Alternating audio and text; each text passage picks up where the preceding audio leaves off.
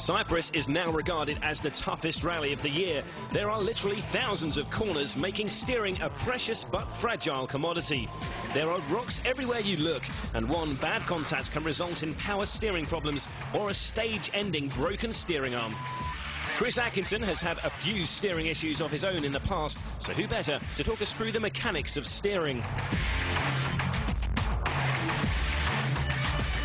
We're off to Cyprus soon, and obviously that's one of the toughest rallies of the year. Really twisty, really rough. The most important thing there is our steering. We need to have the steering to make sure we can get around all those corners, and because there's so many corners, if you lose your power steering, then it's impossible and you're going to lose minutes. So I'll give you a quick guide through our steering rack and show you how it all works. Firstly, we've got the steering column coming down here, and this is obviously from the steering wheel and works its way down into the rack. From there, you've got hydraulic pressure in the rack, and this pressure forces each wheel when you turn, makes the steering easy to turn. Using Virtual Spectator, you can see exactly how the steering rack connects the steering wheel to the wheels for that precision feeling the drivers crave in Cyprus.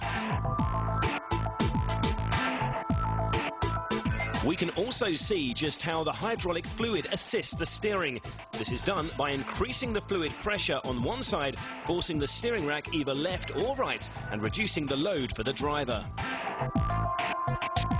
Now, the problem occurs when you either bend the steering arm at the end.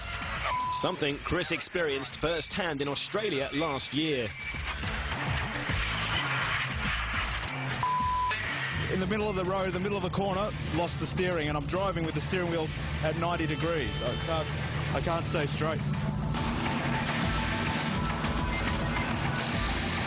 Or have a problem with the hydraulics where you lose your pressure, and with no pressure it becomes incredibly hard. You can do it for a few kilometres, and at the end of a long stage it can become quite difficult, and you really need a massage after you've done a few stages with no power steering. A feeling Marcus Grunholm experienced on more than one occasion in his Peugeot.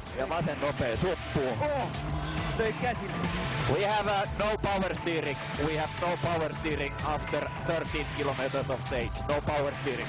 No power steering. And we have 2 long stages to go. I'm fed up with this car.